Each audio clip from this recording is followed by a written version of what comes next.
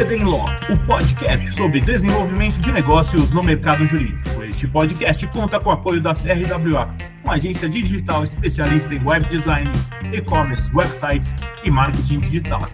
CRWA, há 14 anos entregando performance e resultados de comunicação. TKRA Contabilidade, a contabilidade certa para o crescimento da sua empresa. Já ouviu falar em Legal Design? Não? Procura por Bits Legal Design, criando documentos que qualquer pessoa entende. Os primeiros 90 dias de um Managing Partner e um escritório de advocacia são cruciais para estabelecer credibilidade, alinhar expectativas e criar as bases para uma liderança eficaz. Este período inicial funciona como uma janela estratégica para compreender a cultura organizacional, escutar ativamente sócios e equipes, identificar prioridades, críticas e sinalizar a direção que será tomada. Mais do que promover mudanças imediatas, o objetivo deve ser construir confiança, fortalecer relacionamentos-chave e diagnosticar com clareza os desafios e oportunidades do negócio. Um início bem estruturado pode acelerar a geração de resultados e garantir maior adesão interna às futuras decisões estratégicas. E este é o tema de hoje aqui no BD Law, podcast sobre desenvolvimento de negócios no mercado jurídico. Sejam muito bem-vindas e bem-vindos.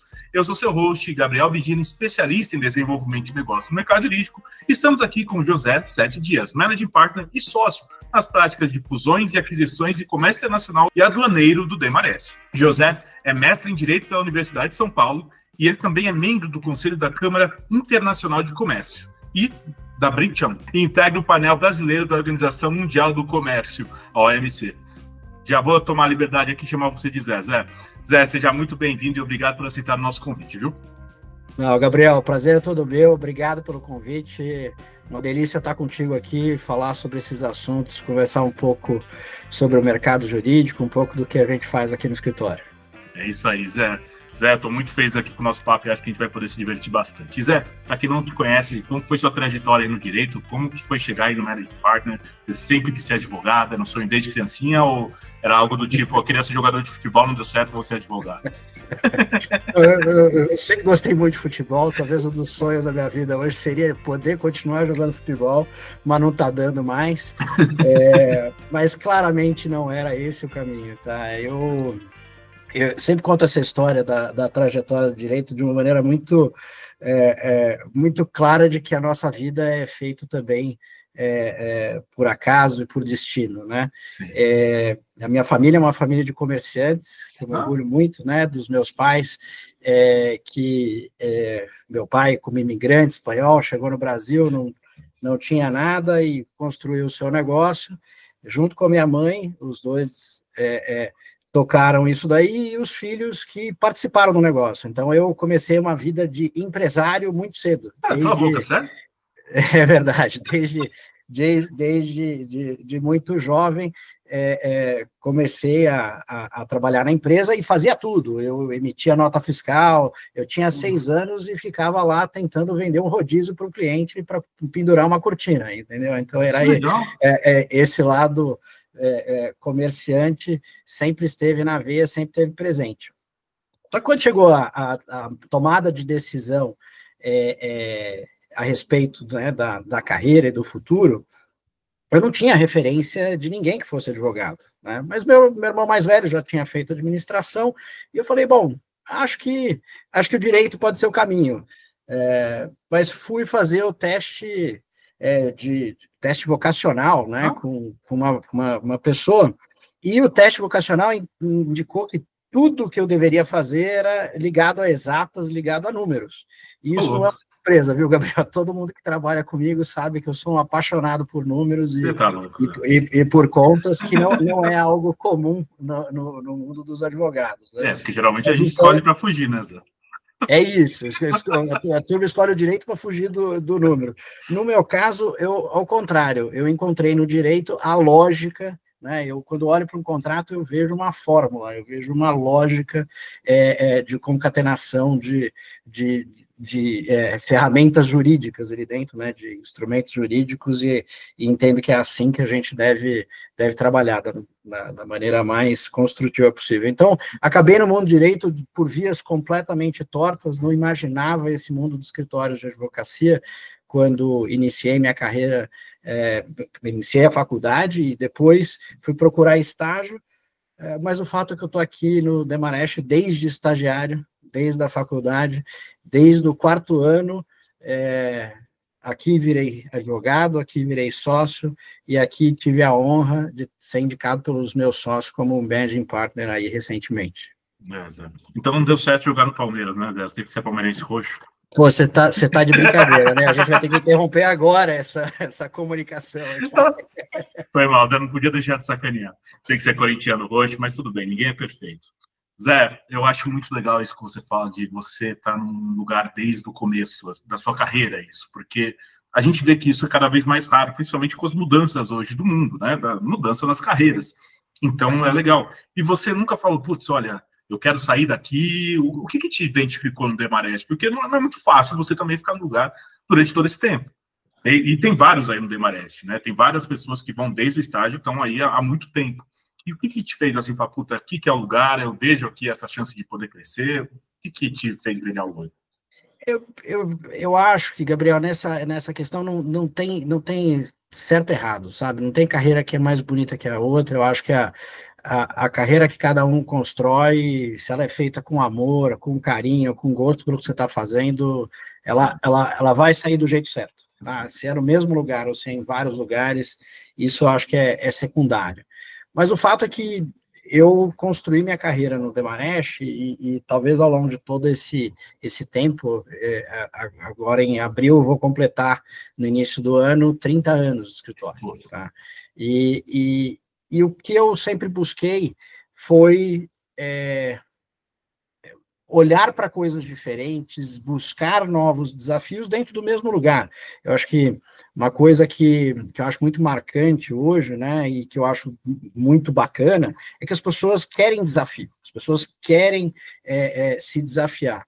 E muitas vezes acham que a busca pelo desafio ou se desafiar pode estar em outro lugar ou fazendo outra coisa. Não necessariamente. Eu acho que você consegue encontrar desafios e se desafiar, muitas vezes, no mesmo lugar. É só procurar fazer outra coisa. Então, ao longo da minha carreira, eu comecei como estagiário na área financeira, fazendo bancário, e naquela época você tinha um boom de privatizações, e aí comecei a estudar energia elétrica, que era algo, um mercado que estava se abrindo na década de 90.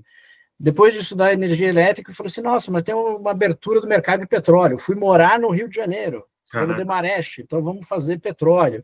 E aí, cara, segui a minha carreira fazendo mercado de capitais, fazendo muito M&A.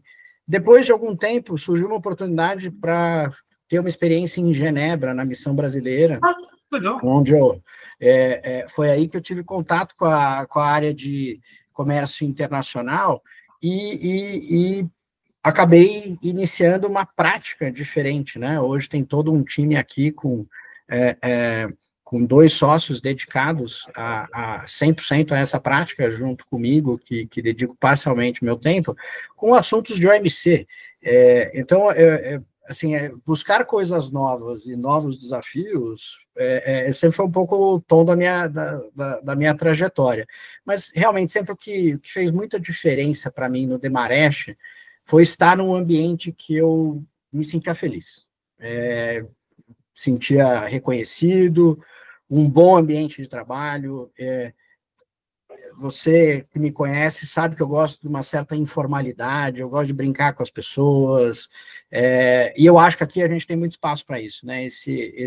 Essa coisa pessoal, essa coisa do bom ambiente de trabalho, mesmo sendo, né, um escritório grande, estruturado, a gente consegue manter a pessoalidade, e isso é uma coisa que me agrada muito, esse é um valor pro qual eu sou muito caro, eu gosto de pessoas, então é muito bom curtir isso aqui. Eu acho que é interessante isso, porque em alguns lugares, cada um tem a sua cultura e beleza, mas você vê que é uma liberdade maior das pessoas serem, digamos, perdão da palavra, tóxicos, mas eu vejo que aí no Demarest, pelo que eu ouço, não é bem assim, isso não é valorizado, a pessoa tá ali acima da instituição, não sei o quê, não, tá um trabalho em equipe. Eu acho que uma coisa que você traz que é interessante, porque você é feliz no Demarest trabalhando, mas você podia ser feliz no Demarest trabalhando e não ter uma chance de crescer, e não ter o desafio necessário da sua carreira. Então, e isso não é todas as empresas, os escritórios que têm essa possibilidade. Porque tem algumas empresas que vão chegar no ponto e falar, não, aqui é o nosso máximo. E, aparentemente, no demais você teve a oportunidade de poder e continuar, imagino, sendo desafiado. Porque eu acho que se não tivesse um desafio aí, você não ia querer estar aí, né, Zé? Sem dúvida, e assim, isso é algo que, assim, os sócios que me antecederam e nos antecederam, né, nas gerações que estão aqui hoje, plantaram muito essas coisas como valores claros da instituição, né? Então, quando você busca a essência, né, você vê uma questão de institucionalidade muito grande, que tem a ver até com a história, né? O Demarest, um americano que veio ao Brasil, se juntou com Pereira de Almeida, fez o Demarest Almeida para ser um escritório com a lógica de escritórios americanos e ingleses, de passar de geração para geração. Então, essa institucionalidade, e não necessariamente um escritório que passava de pai para filho, isso já é um primeiro marco. A segunda coisa, a lógica de que você tem que entregar para as gerações seguintes algo melhor do que você recebeu. Isso muda muito toda a decisão que você toma no dia a dia, entendeu? Porque aí o que vale é o legado, o que vale é a perpetuidade da instituição. Então, todas essas coisas juntos é que elas marcam muito, e eu sempre ouvi dos sócios aqui, né, eu aqui como estagiário, eu falo assim, aqui sempre vai ter espaço, é só você ocupar. Então, não era uma preocupação se, né, sabe, puxa, vai ter espaço para virar advogado, vai ter espaço para ser sócio, haverá. É só você ocupar esse espaço, você fazer isso, e isso é um valor do escritório, é uma essência, né? Outro dia a gente estava numa reunião aqui com um advogados júniores, né, que a gente estava num bate-papo super bacana, e eles vêm dessa movimentação de escritório, esse crescimento, poxa, mas e no nosso momento vai ter espaço, né? Uma pergunta super legítima, né? Porque eles estão vendo, o escritório está crescendo no número de sócios, mas quando chegar a nossa vez, vai ter espaço para sócio? Sim, sempre haverá isso. Isso é da essência do escritório. Sensacional, Zé. E Zé, e uma coisa que é interessante, porque eu tive a oportunidade de entrevistar o Paulo aqui também no BD Law, e ele falou a mesma coisa para você, para mim, no caso, que ele estava falando de você ter essa base, né, Zé? Porque você não cresceu sozinho aí, você foi preparado para isso. Ninguém largou a sua mão e falou, olha, e esse negócio de você deixar, eu imagino que seja isso que você acabou de falar, mas de deixar algo melhorar, deixar alguma melhora para aquela. E o Paulo falou isso, não importa o tamanho, mas tem que ter alguma coisa de trazer uma melhora. Né? E eu acho que isso é uma coisa muito legal. Eu queria que você puder contar como que foi assumir agora o Managing Partner. Você foi da noite para o dia, vieram te preparando, você teve a oportunidade de ver realmente como que é as dores, como que foi isso? É um processo, né? Eu já tive a oportunidade de comentar em diferentes canais aí essa experiência, e eu acho que a gente tem no escritório uma colegialidade, uma lógica de transmissão de posições que vai preparando as pessoas, na verdade, né? Então, eu no passado ocupei a posição de diretor executivo do escritório, ocupei a posição do conselho, então fui gestor, né, coordenador dos comitês que a gente tem nas práticas, né, comitês de coordenação, de RH, de financeiro, de prática jurídica, e isso tudo vai formando as pessoas, né? Eu acho que vai nos ajudando a entender o escritório, a aprender como ouvir, né, as demandas que os sócios, os advogados, o pessoal da administração tem. É um processo longo, né? Então, eu realmente me senti muito honrado com a escolha, especialmente depois do Paulo, né? O Paulo é um grande exemplo para mim, é um cara que teve uma contribuição enorme para o escritório, ele foi líder do escritório no momento de muito crescimento e eu vou dizer, de reflorescimento do escritório, e, claro, isso traz um ônus grande para que nessa etapa seguinte a gente continue essa trajetória, né? Mas o Paulo é uma referência tenho várias outras aqui de outros sócios que estão ao meu lado hoje ou que estiveram no passado e que foram muito importantes na formação e na preparação para que eu pudesse hoje estar ocupando essa posição que eu estou ocupando. Sensacional, Zé. Zé, eu queria saber aí, nesses primeiros 90 dias, quais foram as providências que você tomou, o que você colocou na sua cabeça? Conta um pouquinho para a gente, porque a gente está vivendo um mundo que, vamos dizer, que está com os desafios aí de mercado, né, Zé? Não é um período... Acho que você está sendo aí tomando, como que era, o batismo de sangue, né? Não, é engraçado a gente poder falar de 90 dias quando a gente pensa nesses 90 dias que aconteceram aqui, né? Certamente eu não planejei a gente ter um tarifaço do Trump, certamente eu não planejei as guerras que a gente está vivendo, não planejei as discussões importantes e institucionais que existem envolvendo o STF no Brasil, então realmente não planejei nada disso, tá, Gabriel? Mas isso só mostra o seguinte, a gente tem que planejar e a gente tem que fazer aquilo que a gente controla. Tudo que a gente não controla, não adianta. Então a gente tem que fazer aquilo que a gente pode de melhor na nossa vida, né, no dia a dia do trabalho, ou mesmo na família, né, como pai, como marido, aquilo que a gente controla, né, não adianta a gente querer se preocupar ou querer agir sobre fatos alheios ao nosso, aquilo que a gente pode influenciar, né, então, nesses 90 dias, eu acho que a gente tem aqui um privilégio de ter uma orientação clara de um plano estratégico. Então, não é que eu cheguei aqui e tive que desenhar um plano novo ou reconstruir algo que não existisse. Muito pelo contrário, né? A gente tem um plano estratégico institucionalizado, aprovado pelos sócios, onde tem um alinhamento muito grande hoje da sociedade. Falo isso com muito orgulho e muita felicidade de sentir realmente uma sociedade alinhada com os objetivos que nós temos, tá?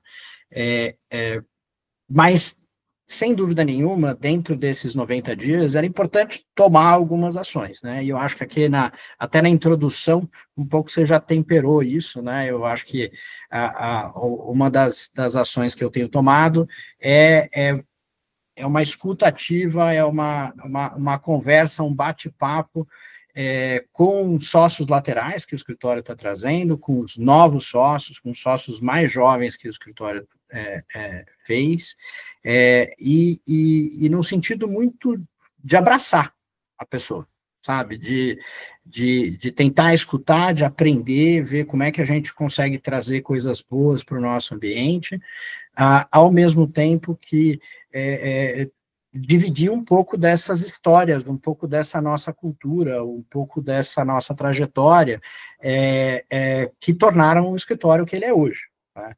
Então, eu acho que assim, esse contato com as pessoas tem sido muito rico, muito bacana, me orgulho muito das conversas que eu tive ao longo desse período, e pretendo continuar com essas conversas.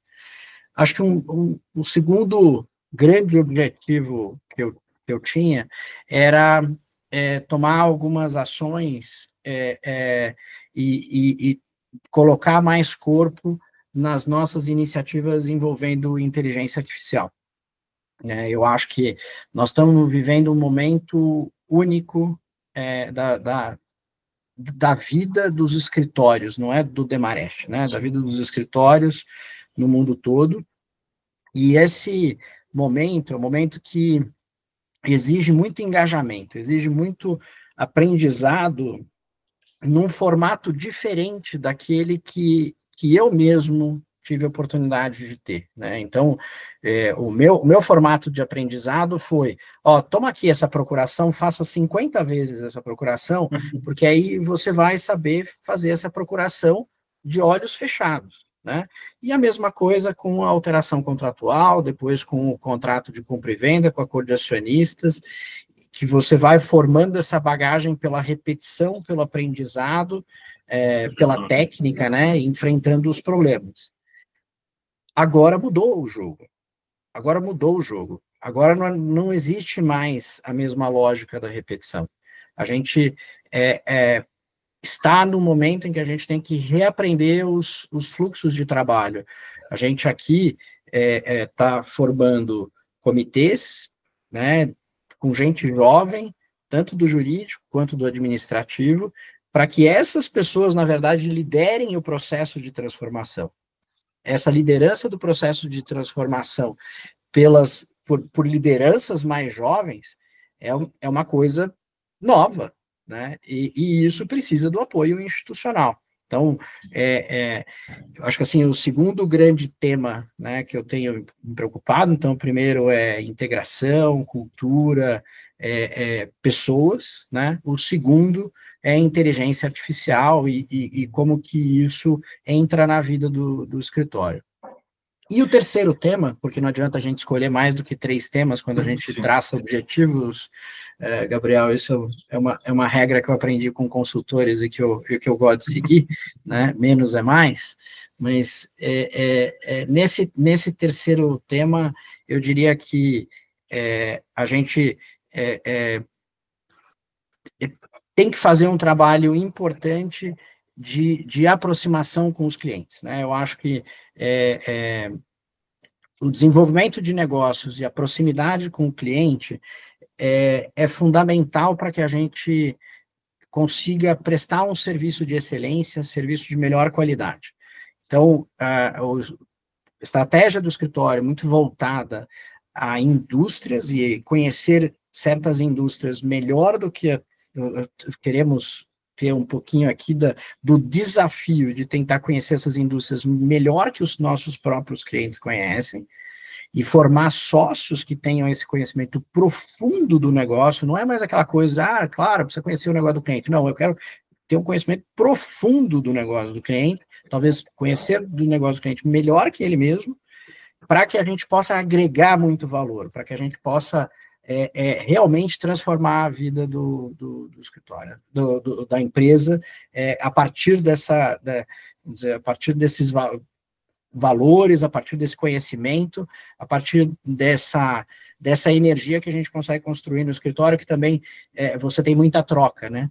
Você falou de colaboração, a gente trabalha de uma maneira muito cooperativa, então não é mais a lógica de trabalhar com práticas jurídicas estanques, né, o societário, o tributário, não, nós vamos ter especialistas na indústria do agronegócio, especialistas na indústria de energia, de life sciences e outras que no nosso plano estratégico nós traçamos. Então, esse exercício, né, de aprofundamento de conhecimento e de desenvolvimento de negócios é algo que eu tenho buscado fazer, como de várias formas. Acho que a gente tem iniciativas de treinamento, a gente tem, claro, vinda de sócios especialistas em determinadas indústrias, tem também um exercício importante que eu acho que é a proximidade.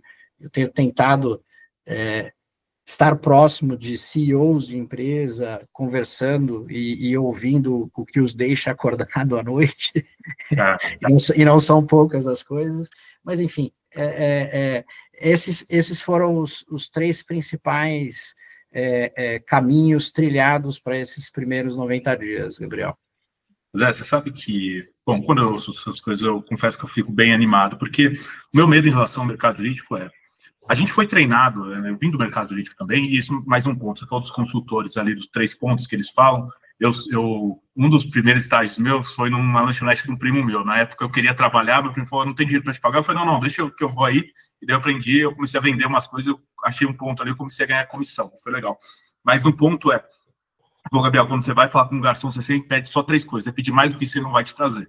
Tem alguns que conseguem, mas era sempre isso. E depois eu lembrei de uma aula de matemática, a professora falou que isso foi, na verdade, realizado um teste científico com um urubu e perceberam que ele reconhecia até 3 pessoas. Se fossem 4, ele se perdia. Mas então tem tudo isso por trás. Só uma curiosidade, nada a ver aqui, mas é que eu lembrei dessas coisas.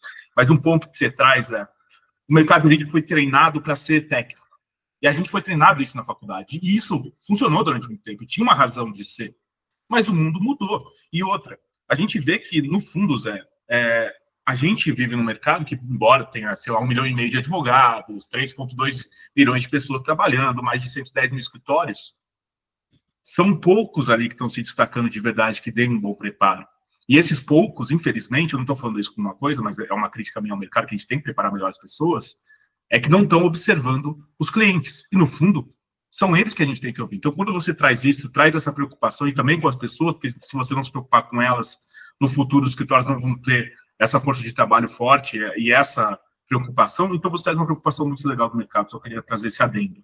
Eu queria saber, Zé, como equilibrar a tradição de 77 anos do Demarest, são poucos que têm essa tradição no Brasil, com a necessidade constante de inovação e adaptação do mercado. Você já trouxe um pouco disso, mas eu queria que, se você puder falar um pouco mais, como que você vê?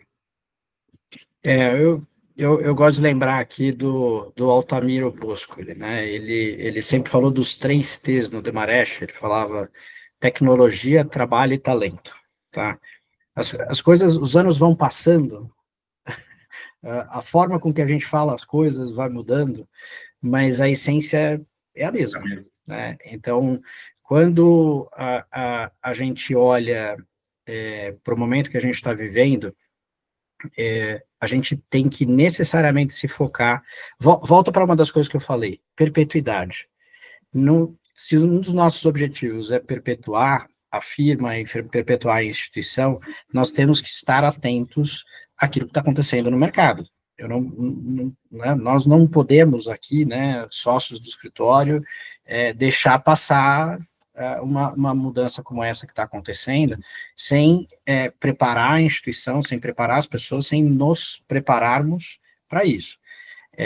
E aí, quando a gente olha, eu na verdade, vejo uma grande oportunidade. Eu vejo um momento em que um escritório como o nosso, né, que ele é talhado a você está sempre à frente em iniciativas tecnológicas, né? Então, quando você vai olhar, o Demarest foi um dos primeiros a lançar a hora com um computador, usava o computador da Singer, sabe a Singer, de máquina de escrever? Então, de máquina de costurar, era uma empresa alemã, gigante, ela tinha computadores enormes, aí ela cedia para o Demarest como lançar as suas horas. Isso põe aí 50 anos atrás, 40 anos atrás.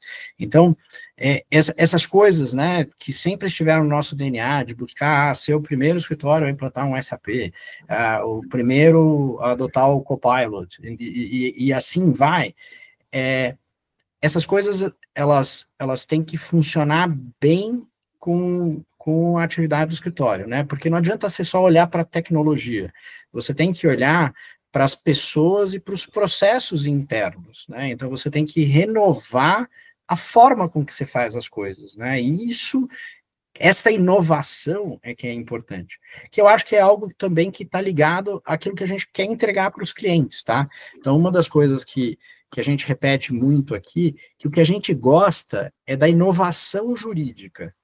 A gente quer estar no leading case, a gente quer estar no caso complicado, na estrutura jurídica que ninguém pensou. Essa inovação, ela tem a ver com tecnologia, mas tem a ver com tecnologia jurídica, né? Então, a combinação da lógica de tecnologia, você vê que ela vai se transformando e ganhando outros tons na medida em que a gente vai olhando para aquilo que a gente faz, né? Porque o que a gente faz não é só o que a gente escreve, né? A gente não escreve por escrever um contrato, uma petição que vai para o judiciário, não é isso. A gente está lá para resolver, para propor soluções para os nossos clientes. É para isso que a gente trabalha, né?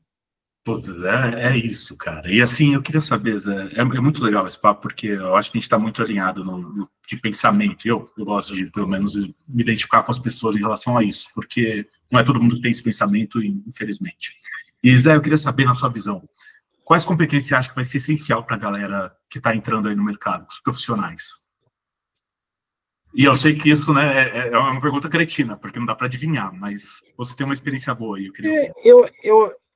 Eu acho que eu vou falar daquelas que, na minha opinião, elas vão se repetindo ao longo do tempo. Eu acho que uma delas é vontade de aprender. A vontade incessante de aprender. A gente nunca pode achar que sabe tudo, que sabe demais.